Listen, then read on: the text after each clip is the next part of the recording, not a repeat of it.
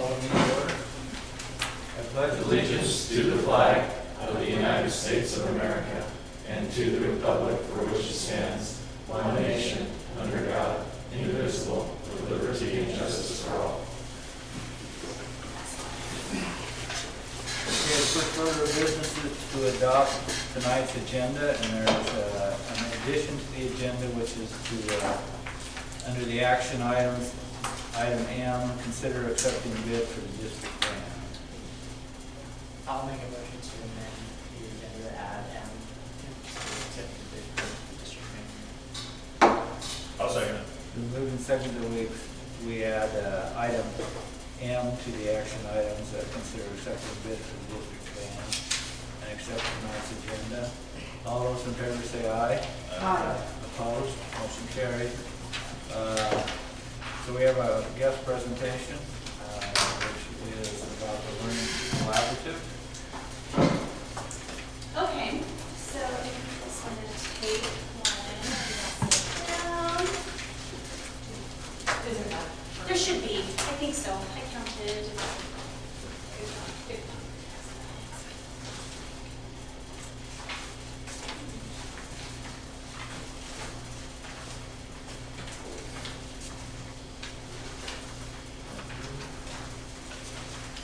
So on behalf of our ELC, I wanted to come and present because we have new school board members, and we just wanted to give you a rundown of who we are and what we do and how we partner with our school district. So some of you remember back in 2017 is when our preschool first started. And so right now our preschool is under the umbrella of both the 21st Century Grant and our KJ7 ELC. And then in 2020 is when our ELC was kind of established. That was our first grant we received. And with that, since then, we've been able to support children and families that have kids birth to 5.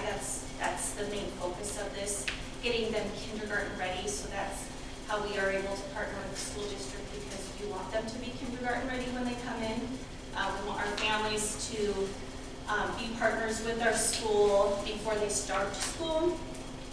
We also support the local child care programs, Teresa Ireland, Christina Alexander, and our preschool program. So kind of how we do this, we do some teacher appreciation or child care appreciation gifts for those that run those programs. We did a sign-on bonus for our preschool workers this year to get people in and to stay. We purchased a double stroller for Christina, some tablets for Teresa. We just want to partner with all the child care programs because we have one goal all in mind. In 2022, we started our Ready for Kindergarten workshops. That's kind of a national initiative that's happening, getting families birth to 5. There's different age groups. Our first one we just focused on age 0 to 1 families, and we had 5 participants in that. And then last fall when we ran it, we were able to do all of the age groups. We ran them all at the same time. We had a different leader for each one of those age groups, and it was awesome. We were able to get grant money from the NYC to do those. I think we served about 20 families in that round. So we went from 5 families our first year to 20 the second year, and we have plans to do it again this fall. We also made a requirement of our preschool families to receive free preschool, participate in our program, learn what it is about, become a partner with us, learn different ways that you can get your child kindergarten ready. And it worked really well. We had all of them participate. And then in 2024, in January, we started an initiative called Read, Talk, Play, and that just encourages families to read, talk, play with your child every day. 20 minutes a day, do something with your child. Through that, it's really cool to go around town on Thursdays, and most of our businesses, we're going to keep getting the ball rolling and make this bigger and bigger, but You go to JoJo's or the Hardware or the Pizza Bank or Phil's, and you'll see employees wearing buttons that say Read, Talk, Play, so that when families go into those businesses, that's their reminder of, I need to go do that with my kid today. We give kid stickers at school before we send them home. It's been really awesome. I know JoJo's, she does a 10% discount if you go no phones at your table for your meal on Thursdays. A lot of the restaurants, they have games and books available for families to play while they wait for the meal. So it's really awesome that we've partnered with all these communities, or all these businesses. Some upcoming things that we're doing, we actually just finished, Kendall, awesome. She put together a safe sitter course, partnered with Brigham Medical Center, and we had such a huge turnout for this that we actually had to do a second class. It's going to happen in July. So our first round, we had 12 kids in our area become certified babysitters, because through our needs assessment, childcare is a big deal. We can't find enough childcare. We had grant money set aside through our ELC for somebody to do a startup childcare, and it just sat on the table year after year.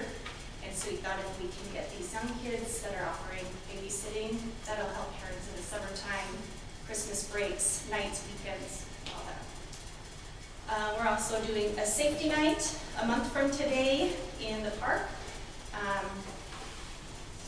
Again, Kendall is working on that one. That's a big task that she's working on. And we want to support those that are pursuing early education. We want to try to get some of those people to come back and work in a preschool program, or find some incentive there for them to come back and get back to their community. Do you guys have any questions for me about our overview? Awesome. Very helpful. Thank you.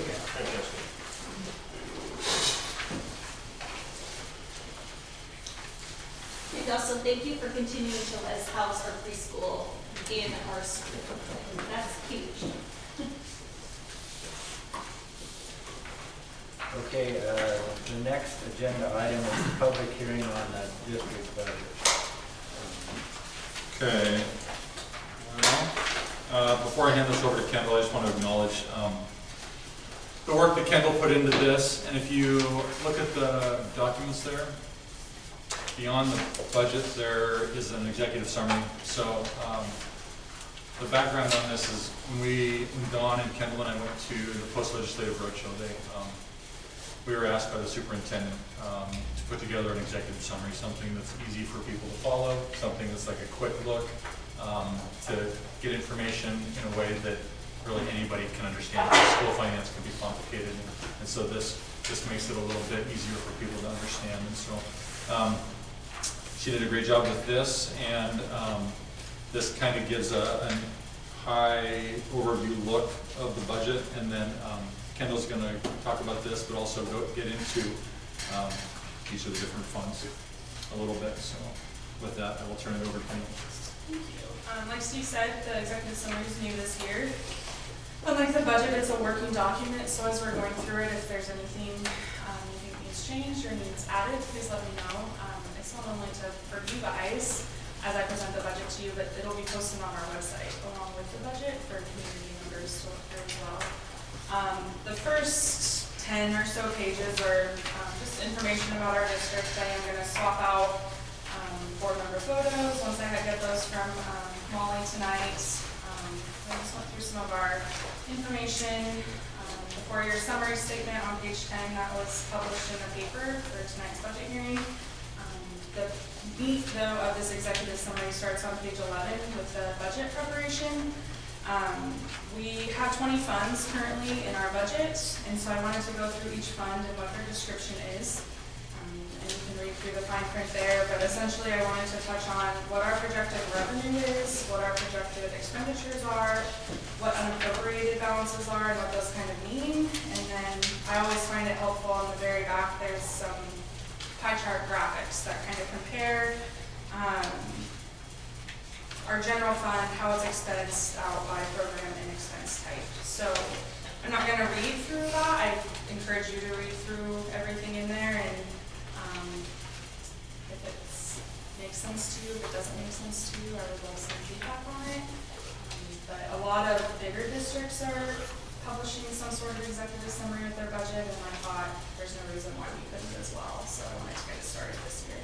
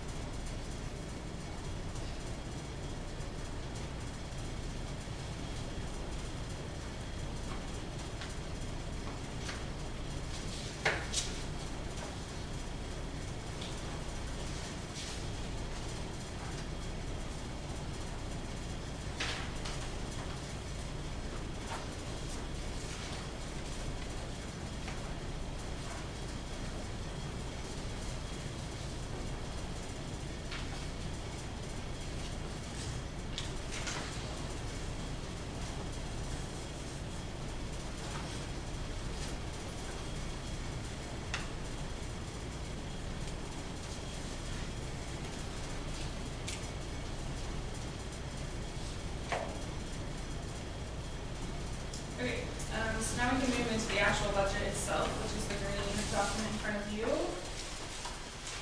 We'll start on page 2. All of our revenue budgets are on blue paper and all of our expenditures are on white. So starting with the general fund, we're projected to carry over $1.425 million into this next year, which is just $25,000 decrease from this past year, after taking into account a 2.5% wage increase for certified and projecting the same for classified, and over a $90,000 increase in employer diversity expenses, and just general rising cost of operating expenses. I'm projecting we will carry over just about 1.08 from this budget into next year's 25-26 budget year. This is a large decrease and brings us to just over 3 months of what our auditor considers to cover our bare minimum expenses. As you can see on page 2 of the general fund revenues, by comparing last year's budget to this year's, there isn't a large overall increase in revenues and definitely not enough to make up for the cost difference in our expenditures.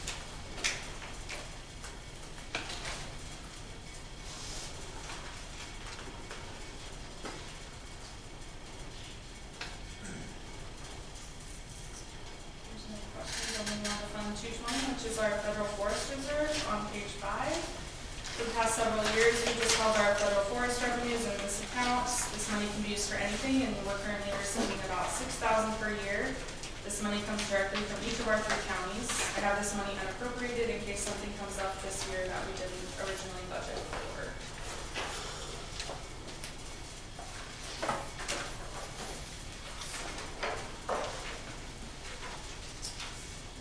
We'll move on. Fund 238 is our student activity fund. This is another account that we haven't used for a few years until this past year when we transferred to both athletics and gave to the VPA national trip. We aren't transferring any general fund money into this account this year, and I also left it unappropriated in case something comes up that we didn't budget for.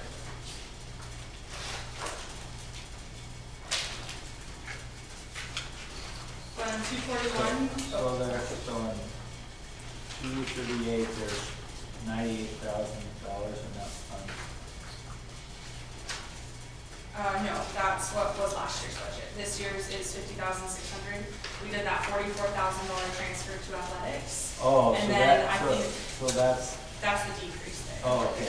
Yeah, there's no money coming into that student activity fund unless we do a district transfer from the Right. general fund. But there's still 50,000. Yes, yeah, yep. Okay, moving on, Fund 241, Driver's Education. This is essentially a zero-based fund, meaning all money received is then spent, leaving the account at $0 each year. Money is brought in from driver's ed fees and the state reimbursement from the prior year's operating. The money is then spent to pay the driver's ed instructor through both salary and benefits. We don't account for any other expenses in this budget because whatever else is spent, we will receive 100% reimbursement back from the state when we do our reports each June. Fund 243, State Professional Technical. This is the money we receive from the state to help supplement our CTE programs. Money received covers extended day contracts for both the AFNR and BME clusters of our programs. The remaining money received goes towards classroom supplies and other related expenses.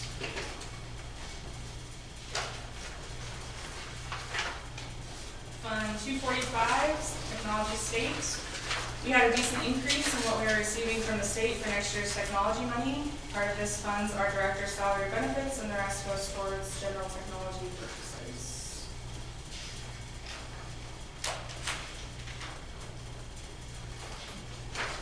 Fund 246, Substance Abuse on page 20. Money received for substance abuse funds can be used for both safety and security of our students. This past year, we paid for part of our door and security camera upgrades with this money. Because we don't have any plans for this money, I left the $18,809 budget unappropriated so we can use it if needed where we see fit.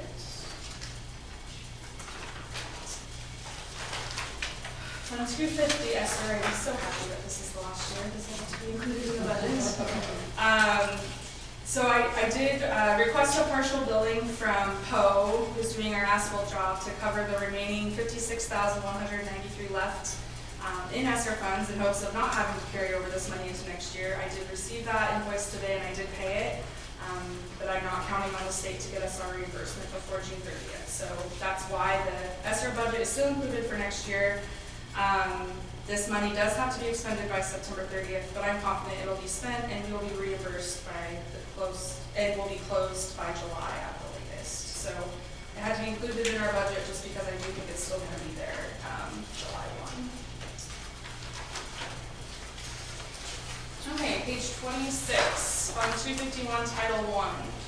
Title I funds are based on the needs of our students directly related to our title program. These funds received from the state pay for our Title I aid salary benefits, with the remaining for supplies to purchase for our program and to support community engagement activities.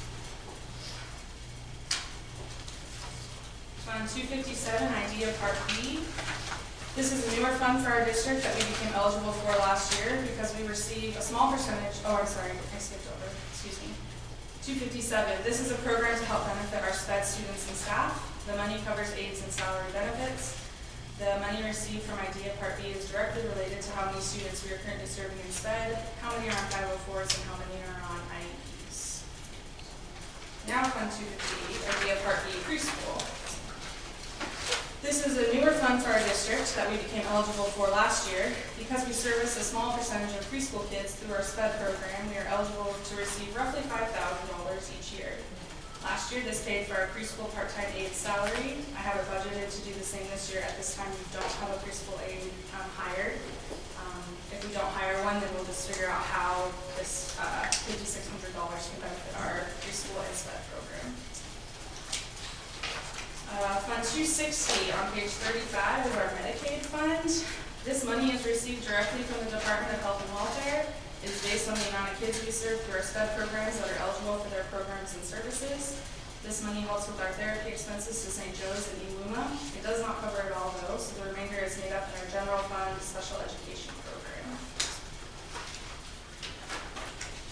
Fund 261, Title IV. The last 4 years, we have consistently received $10,000 from the state for this fund. It is to support staff and professional development in our district. Fund 262 on page 41 is Title V, also known as REAP. REAP funds are received directly from the federal government and have been used in the past to support professional development within our district. We do not typically use the money received each year, so we are going into this next year with a balance of almost $100,000. These funds do have to be expended within 5 years of receiving them, and we receive anywhere from $25,000 to $28,000 a year. Can you use some of that for salary? You can. Yeah. I was curious on some of these amounts, did it stay in this thing? Yeah, the only place where you kind of get in trouble, there's a school district somewhat local to us that was relying on federal forest dollars to help cover salaries, and then their federal forest dollars were cut almost in half. I just would hate to ever get in a situation where we relied on outside I was funds, just curious, I'm sorry, No, I was just curious if we needed money somewhere else, if you could take this money and pay something, if we were in need to do that. Yeah, yep, and that's why like when I talk about unallocating those funds, it's not budgeting them for any specific items, so that if something does come up and we need to use them for something, we can. Okay, page 44, Fund 271, Title II. Title II funds are used to support effective instruction within our schools. We tend to use this for classroom and staff materials and school programs that benefit effective instruction for our students and staff. On 273, Title IV, this is our 21st Century Community Learning Centers Fund. We are going into our 4th year of this 5-year grant from the state. This fund supports before and after school programs as well as our preschool program. This money is used to pay our director, program teachers, high school students and aides in the after school program, our preschool teacher, as well as supplies and other purchases for student activities. Page 50, Fund 290, Child Nutrition. This fund has consistently rated the positive for the last 3 years and has not required any transfers from the district to help cover costs, which I don't know if you've heard of other districts, but a lot of times at the end of the year, there's a big general fund check being cut to get the child nutrition fund back in the black. So Ginny and Denise do a really good job of making sure all of our accounts are cleaned up at the end of the year. While our participation by students in the program could be better, we do a really good job at budgeting all food costs and other expenses to ensure we are running a successful program. Page 53, Fund 310, bond redemption and interest. Money received for this fund comes from both taxpayer dollars from each county and from state support as well. Money received goes directly to both our bond and interest payments each year. Page 56, Fund 420, plant facilities. This money comes directly from each county with their monthly remittance checks. I then transfer the money from our bank into our LGIP plant facility account to grow interest on it. We are expected to have $189,000 in this account for next year's budget, with roughly $125,000 of that expected to finish out the asphalt project. And very last one, Fund 424, the School Bus Reserve Fund. This is an account that we started last year. We decided to transfer $40,000 each year into a reserve fund for bus purchases. The last bus we purchased was roughly $123,000. We would like to purchase a new bus every 3 years, so this fund helps cover a majority of that cost by taking a small general fund transfer each year rather than one large purchase every 3 years. Any questions?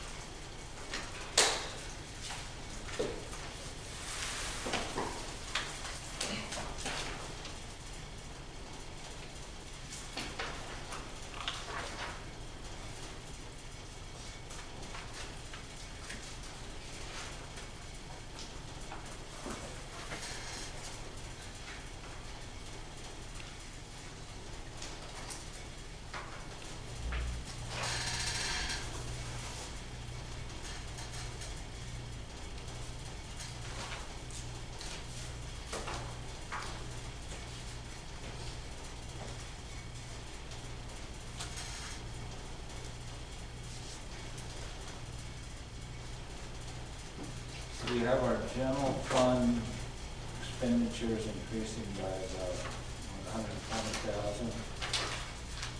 And what is our general fund revenue? Is that going to decrease next year? Nope, we did see about a $280,000 increase in our revenue.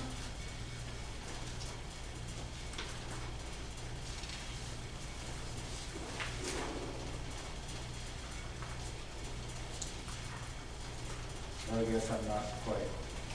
Well, if you, for example, Matt, on page 2 of the revenue page of the general fund, at the very bottom, there's other local. Those types of are grants that we're going to receive money on, but then we're going to spend it all. But that's money that I didn't have budgeted last year. I didn't have other local grants budgeted last year. Oh. So there's things like that. And it's also a learning curve for me too. Okay. Second year of the budget, so while it looks like we're receiving a considerable amount more money that's actually going into the general fund, we are not receiving. When you look at our salary-based apportionment documents, I think we're only receiving roughly $32,000 more in state support this year as compared to last year.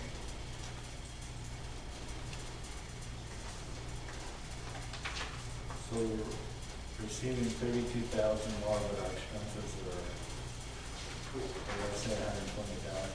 Yeah, yeah. So about 100,000 difference.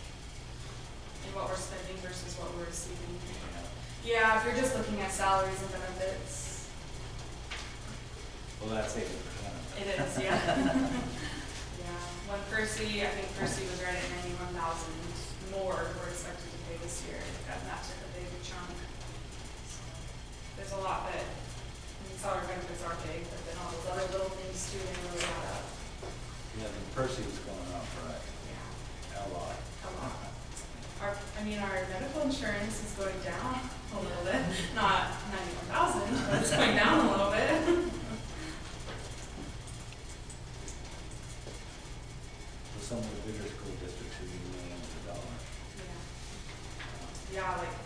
Fort Wayne's been in the news a lot with their budget and they're having millions of cuts to their budget, so.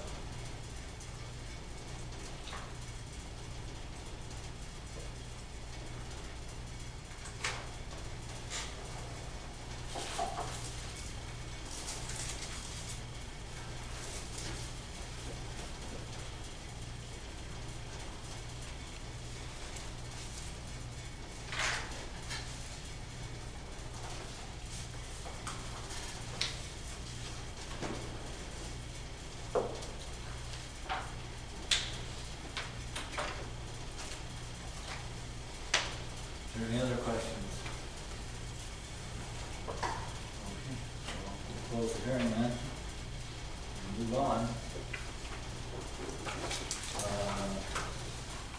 The next item is an action item, the consent agenda, which is the minutes of the May meeting and approval of the bills and classified personnel actions. So we'll look over the bills in a minute.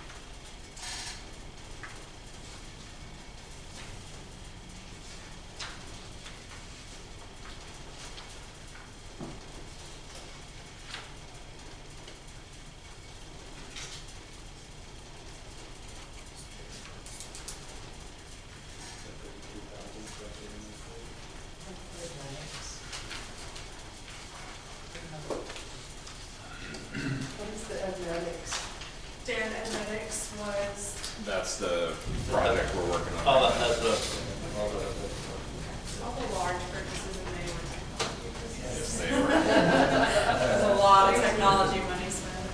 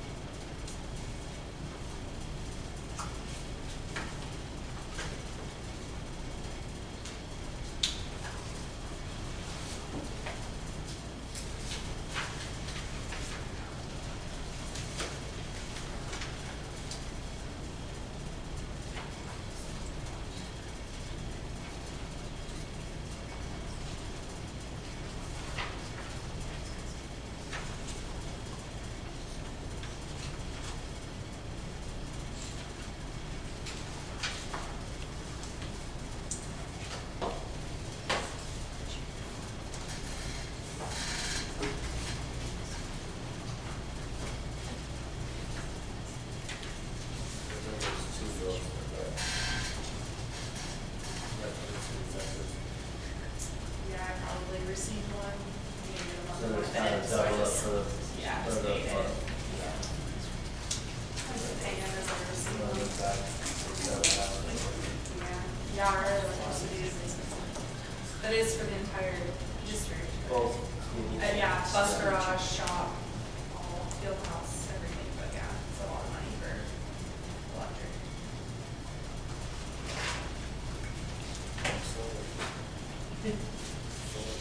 Solar panels here,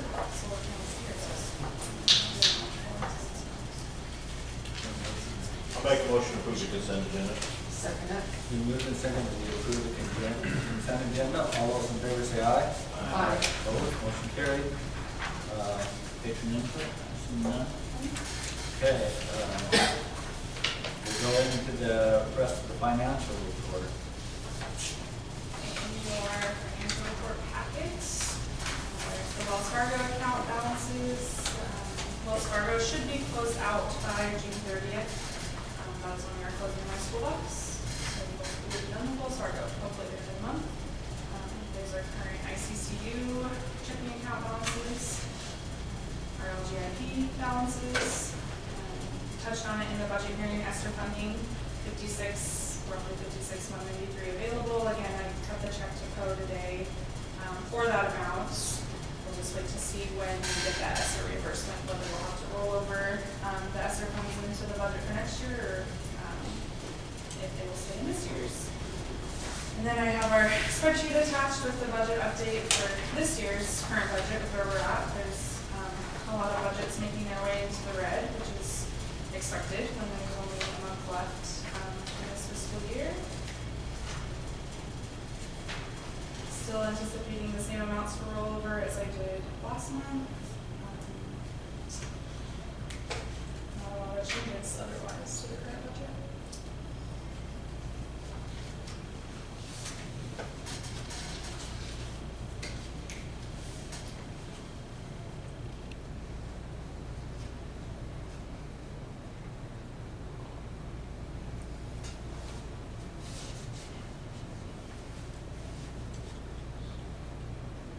So what constitutes the LGIP balances other than general fund? Is it mostly just the general fund? Yeah, so our big one is the general, which is the general fund. That's where all of our state payments go into. Our foundation payments all go into the LGIP general. And then we have the plant facility LGIP fund, and then the bond LGIP fund as well. Okay, you get those all separate. Yep, all separate.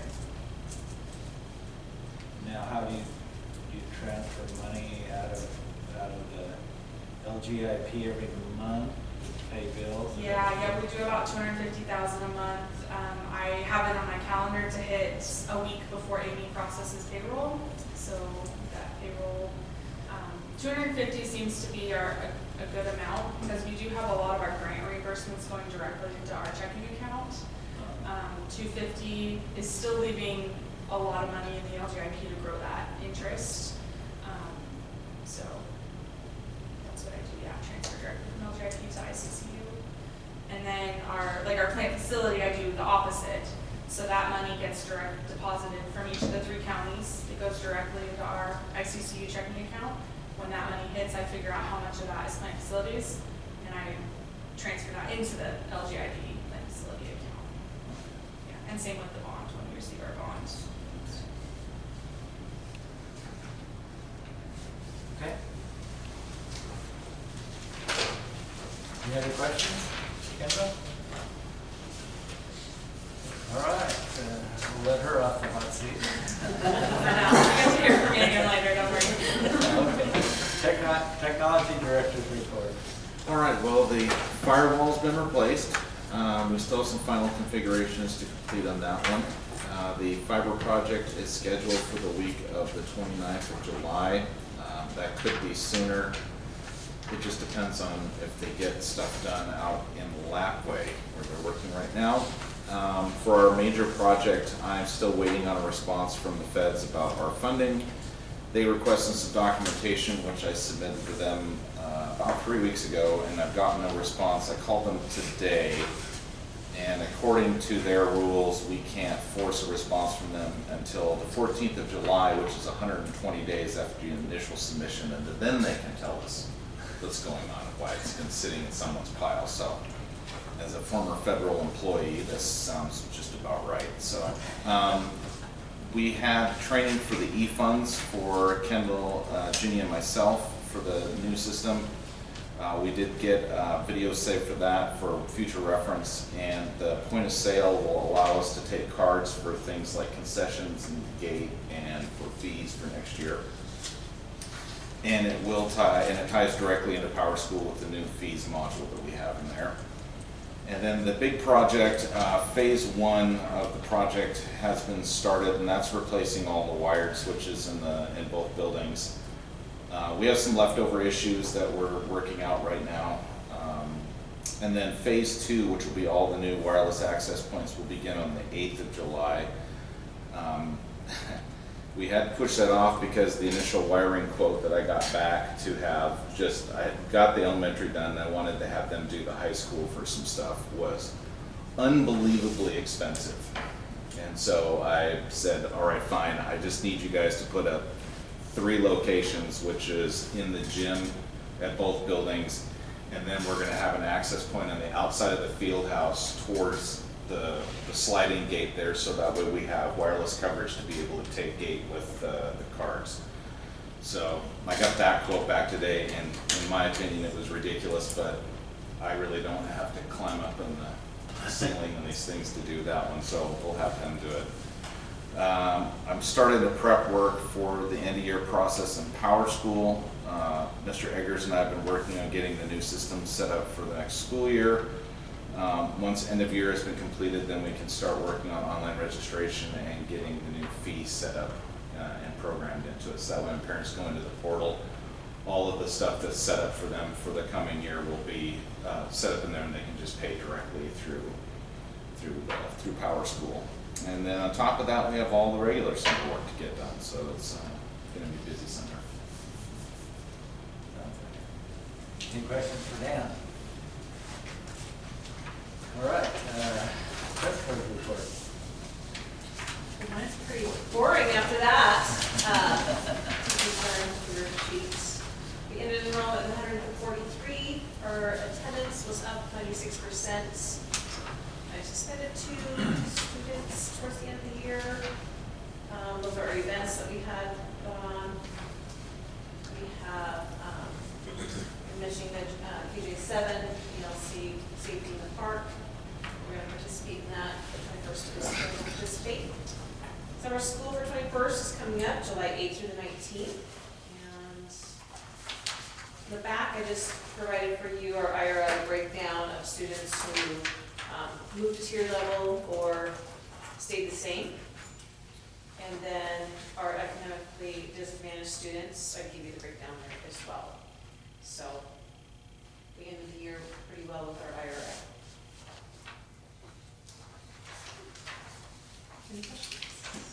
Could you say 2 sentences about Leadership Day? 'Cause Oh, when yeah. I was really impressed. Oh, good. Well, yeah. So I had on there, we had our Leadership Day on the 31st. It's where students showcase their leadership skills. We had performances K through 6, and each classroom took a habit. We had 8 habits, and then afterwards they were able to, or students led adults or parents, whatever leadership skill they wanted to showcase in their classroom. And so thank you, Donias, for coming, and we had about 25, I think, adults that came that day, and we hope, that's our first one, and we hope to grow it each year. Yeah, I was really impressed by all the students and what all they did, and then when we went to the classrooms, everybody had their little assignment and Yeah. worked on it and told us about different things, and I was really impressed. Oh, good, thank you. And like the second graders, I mean, what they were reading, I was amazed. Yeah. They were really good at reading already as a second grader, so, no, it was great. So, Thank you. any other questions for Dory? Thanks for bringing that up. I had it on here, but I forgot to mention it. Thank you. Okay, Superintendent's report. Okay, just a few things. Under district, we recently hosted a very small town hall meeting from folks at the Accountability and Assessment Department at the Department of Ed. They were meeting with testing coordinators from our region, and that went well. Things that they talk about are the ISATs, SATs, and those standardized tests that we give every year, and how to make that process better each year. Kendall, Justin, and I have been attending webinars related to the facilities funding, so the facilities bills that came out this last legislative session. So we're still gathering information about those. We have some steps to take before a district can apply for those funds.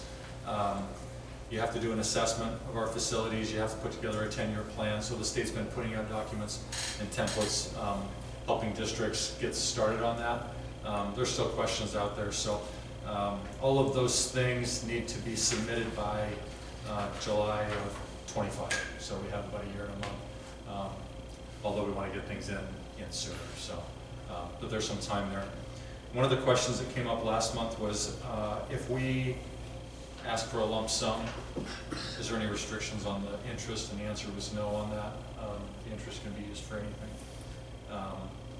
But do keep in mind that with the lump sum, we're not necessarily going to get the entire lump sum all at once. They'll go out to those bonds in stages. So,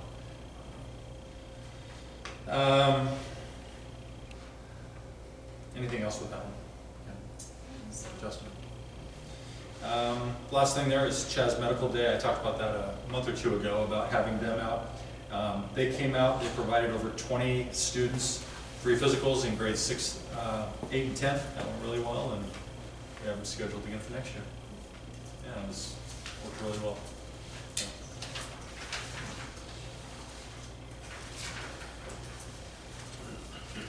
And that's all I have. Any questions?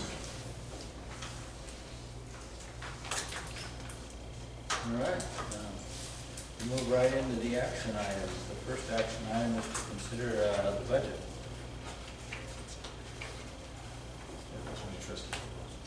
Oh, trustee. Does anybody have any trustee?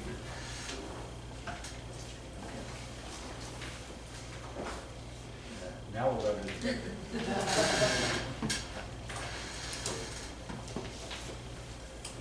I'll make a motion to approve the fiscal year 25 district budget. I'll second. seconded by Ron. That we approve the budget for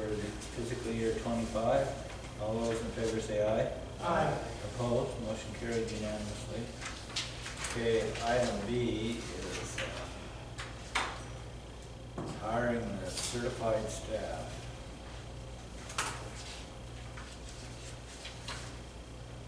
And they are listed in your board packet.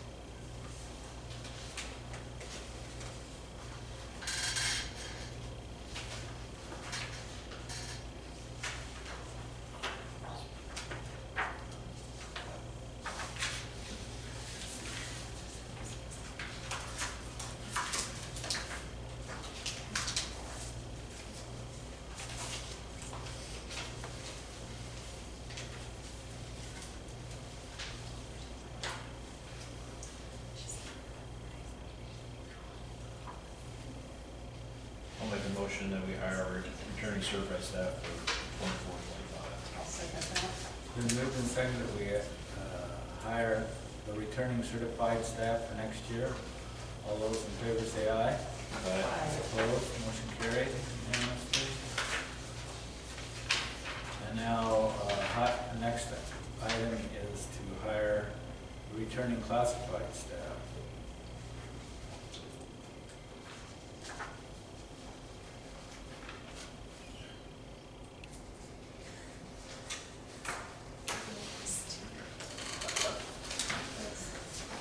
I move that we hire the returning classified staff for the 2024 school year. I'll second that. It's been moved and seconded by Ryan to hire the returning classified staff for the 2025 school year. All those in favor say aye. Aye. Opposed, motion carried. Okay, item E is extra day contract. So the ag teacher and Mr. Agers and several of the people have extra days that they're paid for each year. So that's what that's all about.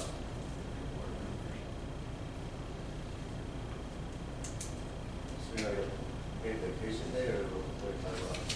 An extra day? Extra duty An days. extra day of work. It's like counselors come in like 2 days early, or, you know, or. Oh, I see. and, Yeah. Yeah, especially Okay. like directors, they need to Right. have extra time. The special ed teachers, they need, there's a lot of forms to fill out. Reports. Right. A little extra after. Or some get ready, days. school ready, yeah. I'll make a motion to approve the extra day contract for 2024-25. I'll second.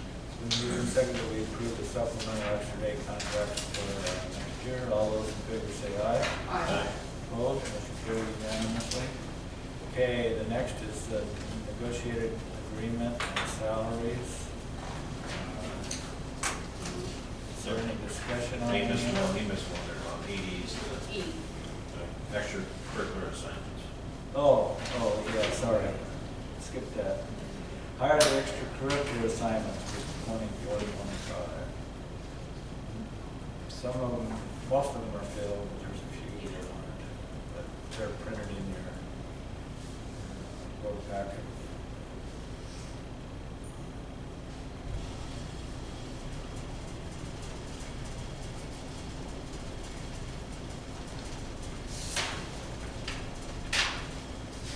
I'll make a motion to hire the extracurricular assignments for 24-25 as listed.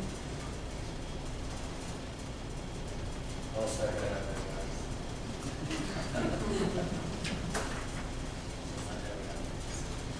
All those in favor say aye. Aye. Opposed, motion carried. Okay, now we're down to negotiated agreement for salaries. Chad, do you want to have anything to say on that? Yeah, it went pretty good. We agreed on a 2.5% increase to the salary schedule as well as moving over. One that couldn't move. That's about it. It's pretty tame.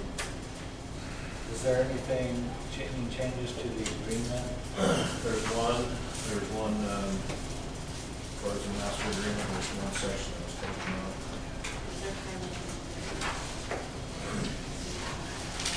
I guess there was one on the personal leave. they could take them in 1 hour increments, up to 4 hours per year with the school administration approval With sick, and also sick leave. and sick leave, yes.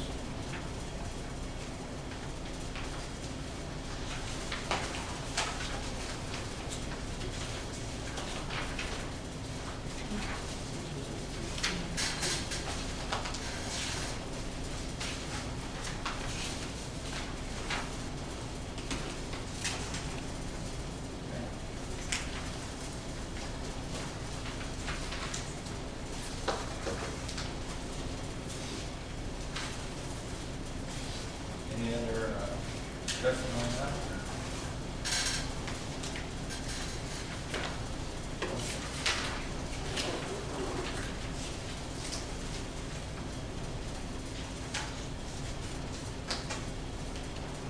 I'll make a motion to approve the 24-25 negotiated agreement salary schedule. I'll second that.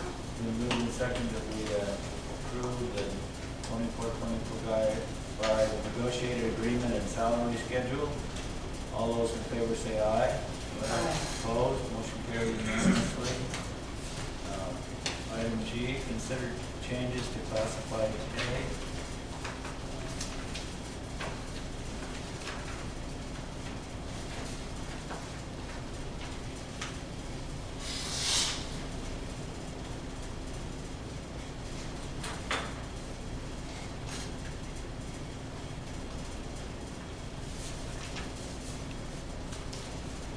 So I know the recommendation for we traditionally give them the raise, the same rate as we negotiated with the classified staff. There have been exceptions in other years, both ways, more, but.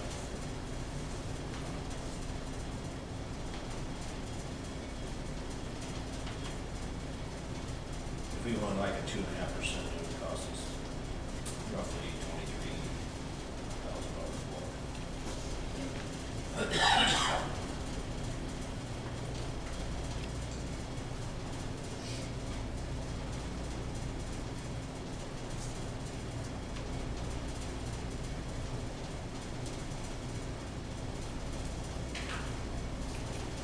Well, I think we should at least do that with the cost, when there's the cost of. Yeah, what's normal, is that normal, or is that kind of the standard?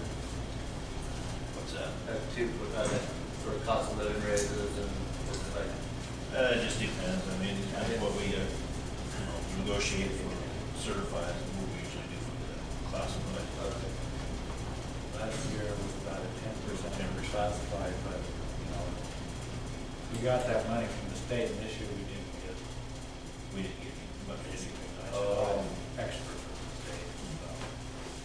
It's kind of hard for us to give that if we don't get it.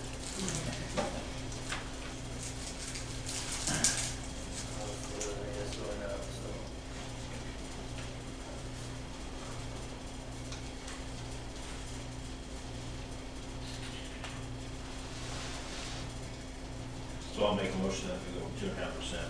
Will that have to be approved next month, or is that just a recommendation or just for now or what? I can put it inside the motion, that's 2.5%. Okay. I'll second that. It's been moved and seconded that we raise classified pay by 2.5% for the next school year. All those in favor say aye. Aye. Opposed, motion carried. Item H is administrator's pay, which is lower than C.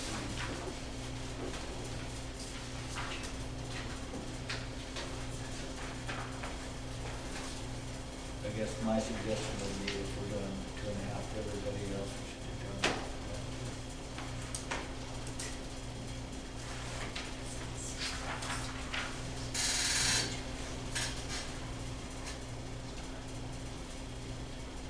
I'll make a motion to do 2.5% to match for the administrative salaries. And I'll second that.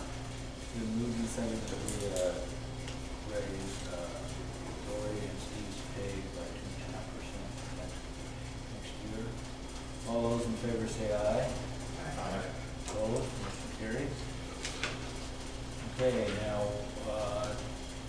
want to discuss the business manager position salary? Yeah.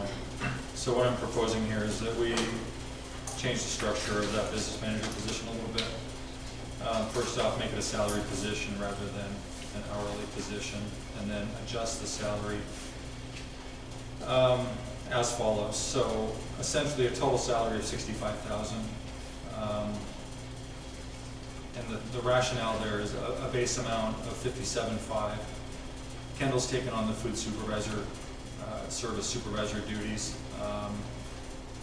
as well in that position, which we've structured that like that for some time, but Kendall's taken on additional duties with it just out of necessity.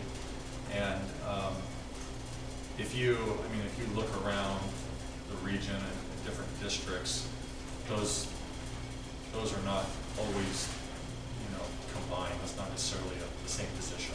And so it really is kind of an extra duty, I think, what we're looking at.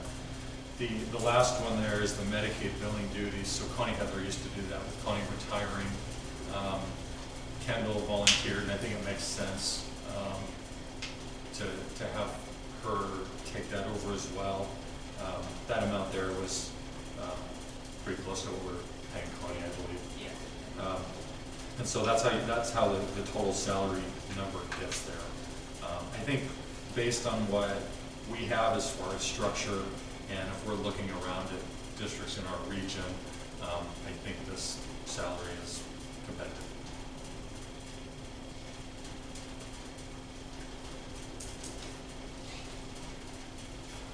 Are there questions about that?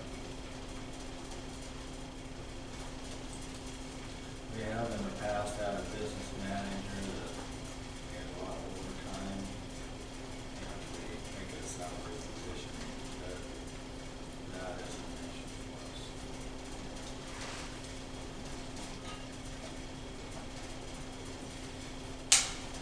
We also have a lot more efficient business managers than that in the past. And she does a very good job. And I think more works than paying. So I'll make a motion that we adjust the business manager position salary to $65,000. Second. Moved and seconded that we adjust the business manager's salary to $65,000 a year and include the extra food service duties of the Medicaid billing duties. Make her salary employee. All those in favor say aye. Aye. Opposed, motion carried.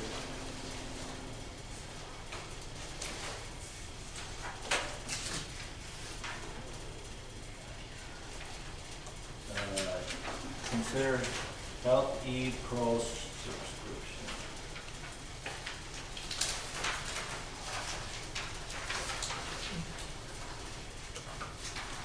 Can we talk about it first? Yeah, go ahead. Yeah, go for it. Okay, so we need to switch. We've used NutriKids for a long time, and it's tied in with Heartland and My School Bucks. We're very happy to see My School Bucks going away, and we're switching to eFunds for that. eFunds, unfortunately, though, does not have a child's nutrition program, so we needed to find something new, and we watched a couple demos, Dan and I both did, and we really like Healthy Pro, and that is this handout that's in front of you there. It was incredible, the amount of technology. I mean, it was, Dan as the technology director was speechless. I mean, I was way over my head with what you could all do with this program, but essentially, Jessica, who does the majority of our menu planning and inventory and ordering of food, it's all going to be done for her now. Once she inputs a menu, it's going to automatically create her Northwest order, her Spokane produce orders, her even down to her milk order. It is incredible what this program can do.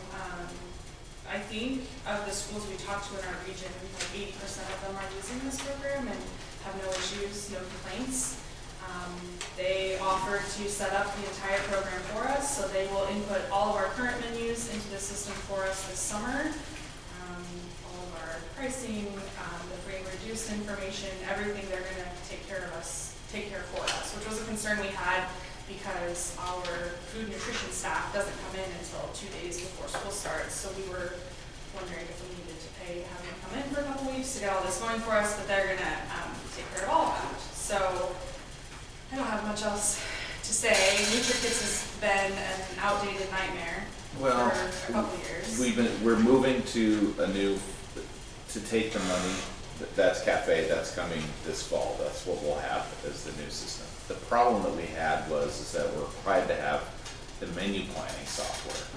And I got an email from Heartland that stated that they were gonna start charging us like a lot more money to keep the software package that we have, because according to them, it's sunsetted and we need to move over to their new package, which if you remember, we tried a couple of years back and it was just an absolute mess. We ended up reverting back to NutriKids. Well, in looking at the numbers, it's the same cost as going with this. And we feel it's a better product. There's some really cool things in there that I was like, wow, that's actually really impressive that they do all of that. If parents have issues about like, you know, what are my kids, I want to take a look at all of the daily nutrition. I mean, all that stuff is an easy printout. Kids, all of the inventory, all the rest of that stuff is tied into a full system. So we actually have better visibility on a lot of things that we've never had visibility on in the food service program before. So They also have an app that parents can download on their phones. And so I know we have some kids with gluten allergies. You set your kid up in the app as gluten. Every menu item that has gluten on it gets flagged when the parent looks at what's for the school monthly menu. I mean, just things like that that are just, yeah, it's awesome. and when we get on a rotational they'll build the initial menus for us. Basically, it ties to like US Foods and then the co-ops that we do. And then it automatically goes through and says, hey, you know, we're gonna need to order these and this is where it's coming in and this is, I mean, it's very impressive. So, and I know there's quite a few districts Yeah, around us that are about using. 80% in the state of Idaho Are on this, so. The money, so if you look at the quote that's in the packet here, page 4, so the menu planning package itself is $4,800. And then the one-time quick start setup, like I said, the one inputting all of our current menus, all of our information for us is just over $5,000. Dan and I talked about if that $5,000 was worth it, and we thought to have Jessica and I have to go through all the training for how to do all the setup, and then also pay us for our time to do all that setup, it would probably be about $5,000. So let's just let the professionals take care of it for us, was kind of our thought. So a total of $9,900, and because we have a very successful food service program that will all be paid for out of that. So.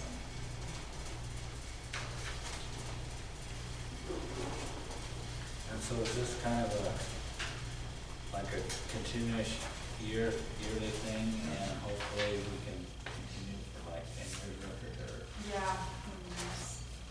So basically, the annual will be just about 5,000 each year then after it's set up. Yeah. Yep. Which I think for NutriKids, we were paying just under $3,000 for a program we have to do everything in anyways. Yeah. So it's great.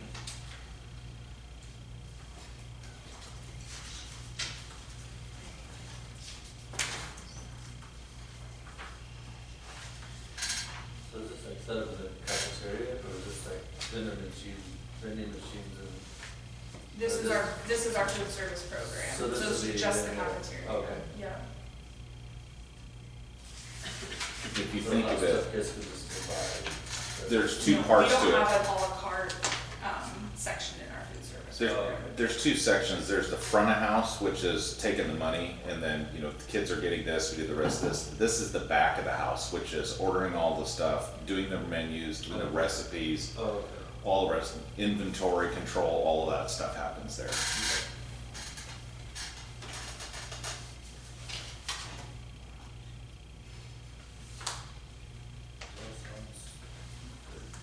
I can see also that it wouldn't waste as much food.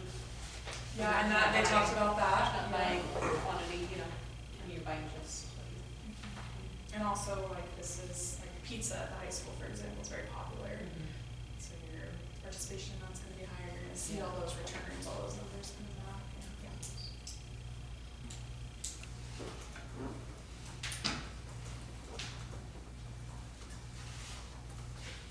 also move to subscribe to LD Pro for the 2024 school year. I'll second.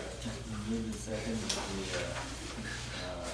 subscribe to Healthy Pro for the 24-25 school year. All those in favor say aye. Aye. Opposed, motion carried. Okay, vending machine. Would you like to talk about that a little bit? Yep, we've been throwing around this idea for probably 2 or 3 years now. And we feel like now's the time to pull the trigger. We'd like to purchase a vending machine to help supplement athletics. Athletics has been running in the red, and we don't have the funds to pay for all of the things associated with it, especially like referees and all of those things. And so this would just be something to help supplement that. And it's about $5,000 for the smaller one that we are interested in. We anticipate that we would have revenue $3,000 to $5,000 a year. So after the first year and a half, maybe or so, we feel like it would be profitable. We feel like that would be enough right there for a set of uniforms per year.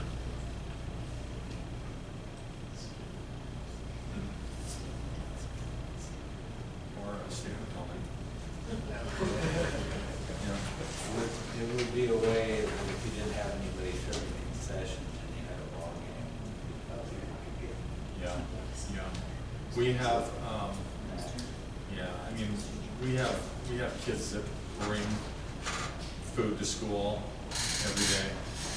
A lot of kids bring food to school every day. Kids stop at the store on the way to school to stock up. And right after school, when they're waiting around for their activities, they run to the store. And so we thought this would make that a little bit easier. Are there any restrictions in Smart snacks. conjunction with the food service program? Smart snacks, Smart that's what it's snacks, called, okay. that's what the state program's called. Okay. So they all have to be, and they have a calculator, so you literally just scan the barcode of a snack and it says whether it's an approved snack or not. Good. I know that that's why the pop machines and different things went out of schools, what's it been, 18 years, well, 10, 12 years ago, I guess. Michelle Obama. Yeah, motions, yeah, exactly. Okay. So these aren't the items that are.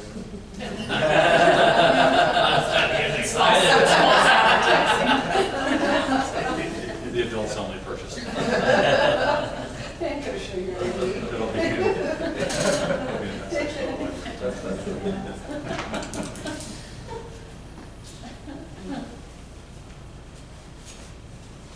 So just be, it won't be juices or nothing, just. It's not refrigerated. Oh, No, not refrigerated.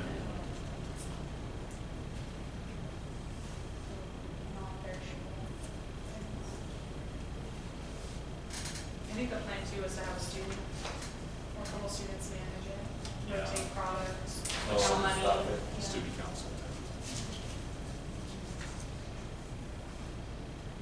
If it breaks, who fixes it?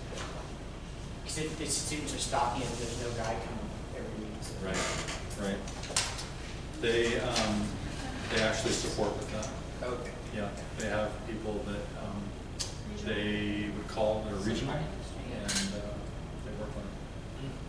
Vending.com does everything. They build them, they ship them, they set them up, they service them.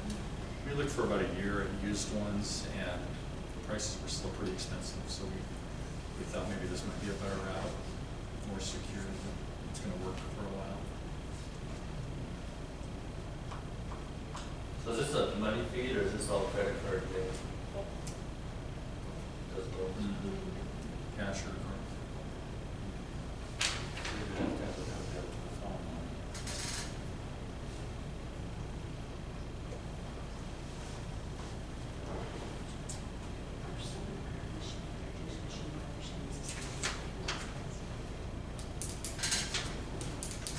I'll make a motion, we purchase a bin machine for EHS. It's been moved and seconded that we purchase the vending machine for HS. All those in favor say aye. Aye. Opposed, motion carried. Network management cards. Want to talk to that, Dan? Yeah, so that is part of when we purchased the battery backups for all of this stuff, that is not an approved purchase from the feds. It's an integral part of the thing, but the feds won't allow us to put that on E-rate, so that's what that quote is for, is to get those, so we can So manage the those. battery backups have to be able to talk to the, We want to know when things are down and when we're having power problems, and we've had issues with we have issues with dirty power all the time, so that's how we keep on top of everything. so the battery backups need to talk to them.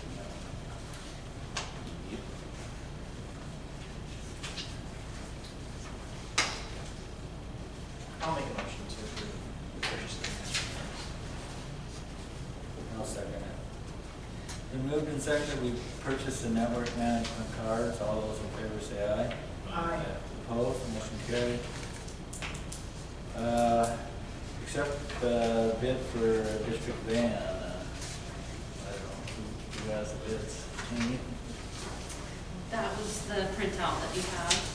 We just had 2 bids from 2 individuals They just came in by email. by email. Yep. Yeah.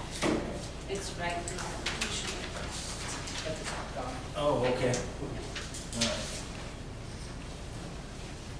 We have 2 bids for the van for $600 and one for $500.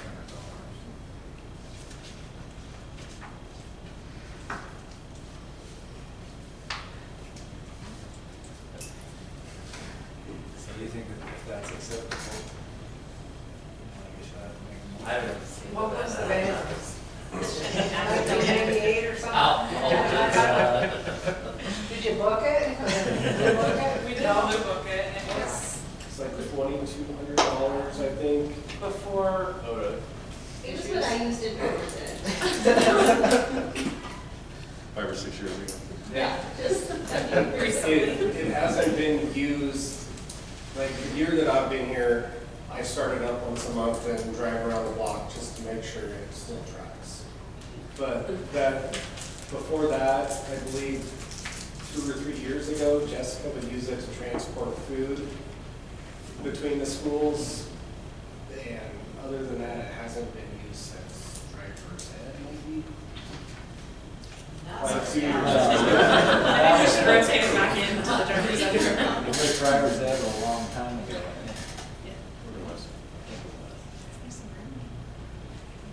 Is it stored down at the bus? Where is it? I mean, Yeah, it's down at the bus garage. Nobody wants it.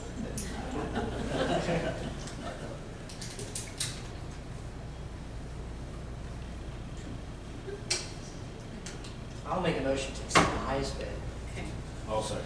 It's been moved and seconded to accept the high bid of $600 for the van. All those in favor say aye. Aye. Opposed, motion carries. I don't know.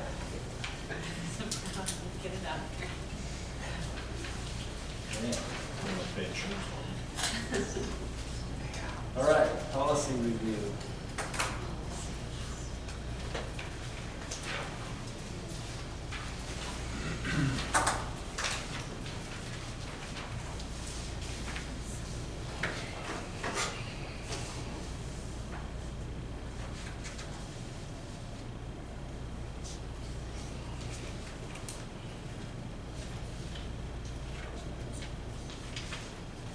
Ready?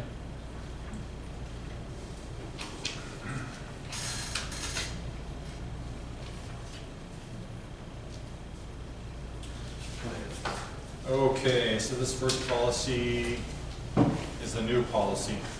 This is 2650, credit transfer and assessment for placement of students from non-accredited private schools, including homeschool. And I'm going to read to you what the ISBA gives us for a description on it.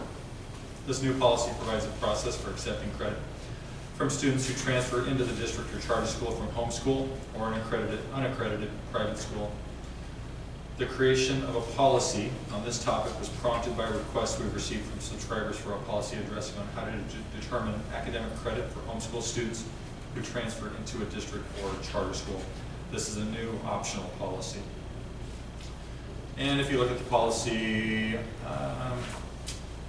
there's 2 pages there. On the first page, there's an optional piece in the first paragraph, which I would just strike that because we don't have a district curriculum director. And on the back page, there is an optional piece regarding an appeal.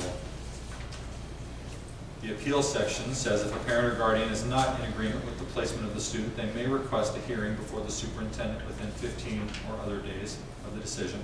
The superintendent shall inform the parent or guardian of the decision within 10 days or so of the hearing and may overrule the decision of the committee. If a parent or guardian is dissatisfied with the superintendent's decision, they may appeal the decision of the school board within 15 days of the decision.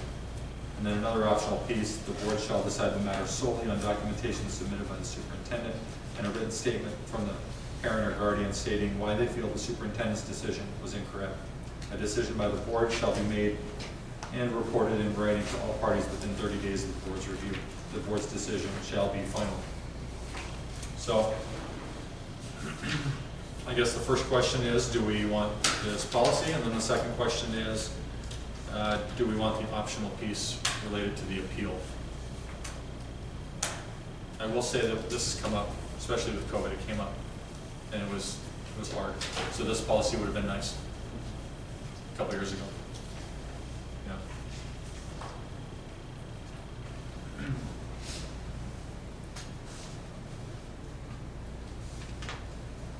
The appeal part of it,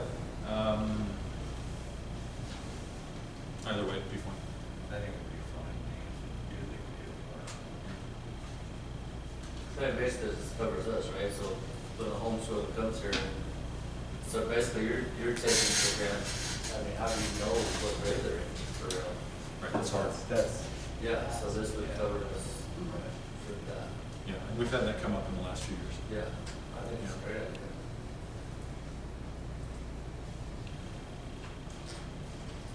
And then if we're good with the appeal section, are we good with the number of days that they recommend for responding?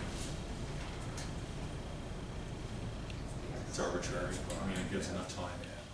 Yeah. Just as long as I know.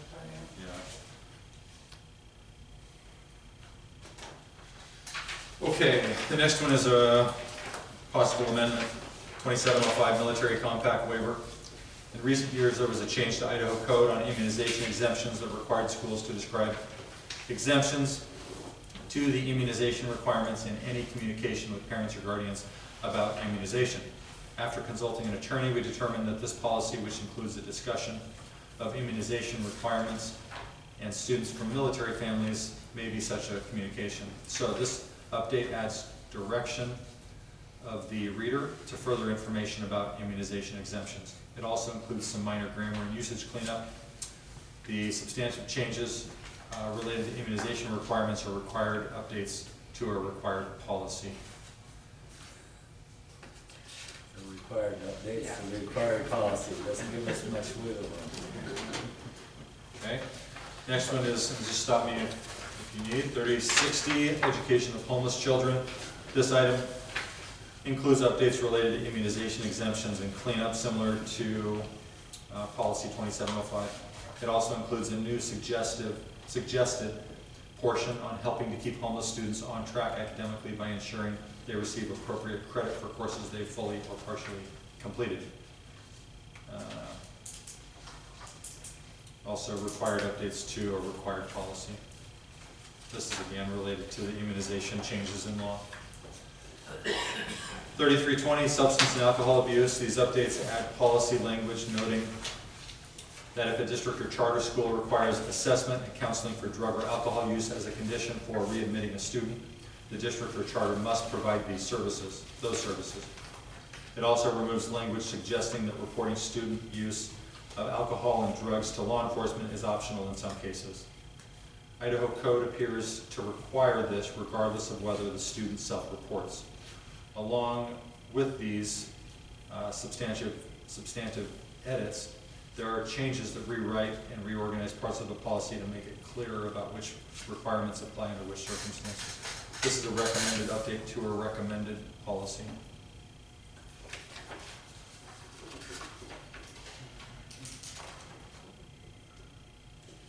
Okay, so as we go through these, the pieces that were added, are in green. The pieces that they're suggesting removed are crossed out, yeah.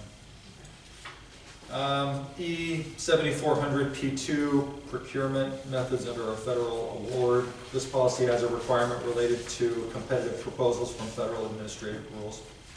It also modifies the threshold at which cost and price analysis must be performed for non-competitive proposals based on the fact that these are optional, and the attorney we consulted on this policy suggested 2 alternative options for this threshold. This is a recommended update to an optional procedure. So on the first page, there's a section added there, the district must have a written method for conducting technical evaluation of the proposals. Yeah, that was it.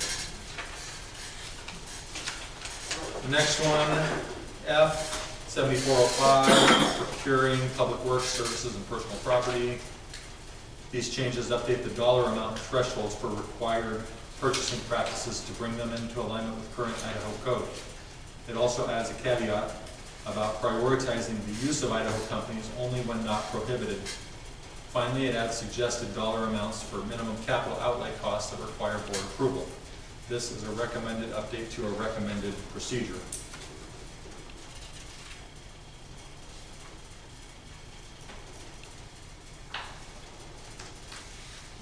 So in that one, the green section in the first paragraph is related to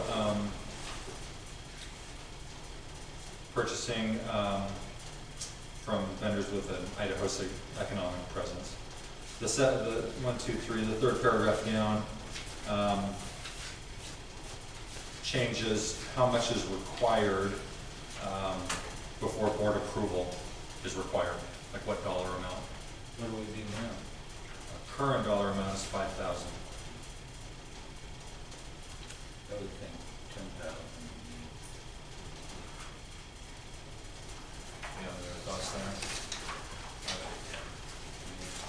Okay.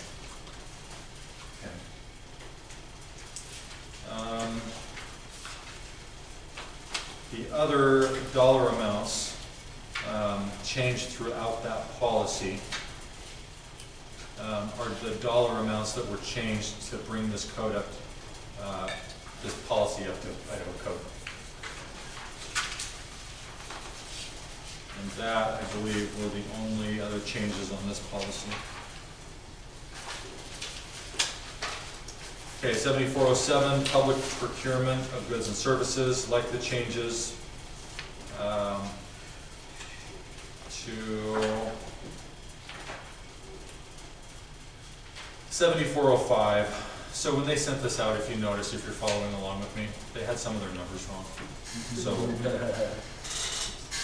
So it should say 7405. These edits update the dollar amount threshold for required purchasing practices to bring them into alignment with current Idaho code. It also removes information about purchasing for jails and detention facilities that is unlikely to be needed by users of this policy. This is a recommended update to a recommended procedure. Okay, so same as the last policy, just updates things to get in line with Idaho code. The last one, 9100, is use and disposal of school property. These edits clarify that the process that applies to sale of property worth less than 1,000 only applies to property that is also worth more than 500. It also clarifies that this process applies to any property, not just personal property. It also makes changes to the list of entities a district or charter school can exchange property with. Most of these changes are intended to make this policy more clear and concise. These are recommended changes to a required policy.